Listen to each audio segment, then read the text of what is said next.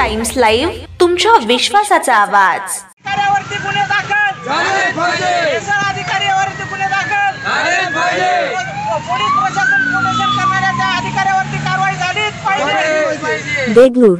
देगलूर शहर व तालुक्यात वाढत्या गुटखा विक्री विरोधात आकाश कोकणी व्यक्तीने अनोख्या पद्धतीने आवाज उठवला आहे। गोटख्याच्या शर्ट व पॅन्ट घालून सावरगाव ते देगलूर असा पायी प्रवास केला असून आजपासून उपजिल्हाधिकारी कार्यालयासमोर आमरण उपोषण सुरू करणार असल्याची माहिती दिली आहे।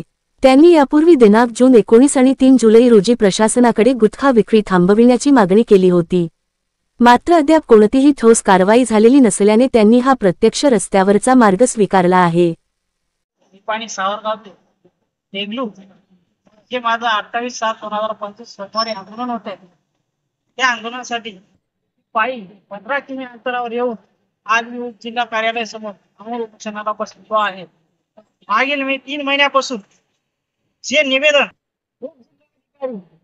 कार्यालय देगलूर, पोलीस स्टेशन देगलूर, अन्न आवश्यक भ्रष्टाचार ऑफिस नांदेड व SP ऑफिस आणि कलेक्टर ऑफिस नांदेड यांना प्रत्येकाला निवेदन देऊन मी विनंती केली की आपल्या देगलूर तालुक्यातील गुटखा बंदी करण्यात यावी। या नियमानुसार माझ्या अर्जाचा उल्लेख घेऊन आणि अर्जाला सहमत देऊन कलेक्टर ऑफिस व SP ऑफिस यांनी आपल्या देगलूर पोलीस स्टेशन देगलूरला त्यांच्या ऑफिस तर्फे प्रत पाठवून सुद्धा त्यांच्यावर कसल्याच प्रकारची कारवाई करण्यात आलेली नाही।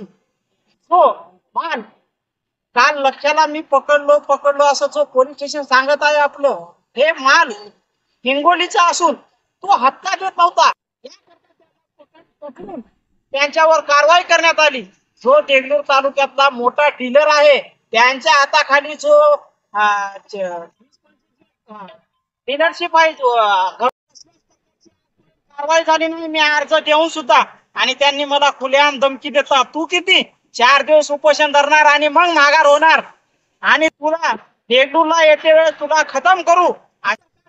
5 जणांवर गुन्हे दाखल करून ते किराणा दुकान, छोटे मोठे पानपट्टी यांच्यावर कारवाई करून 7 दिवस आज त्यांना जेलबंद करण्यात आलेली आहे।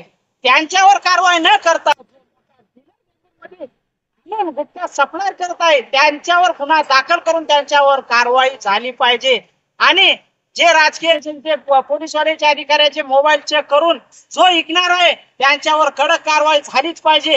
ही माझी सामाजिक कार्यकर्ता आकाश पाटील यांची मागणी आहे।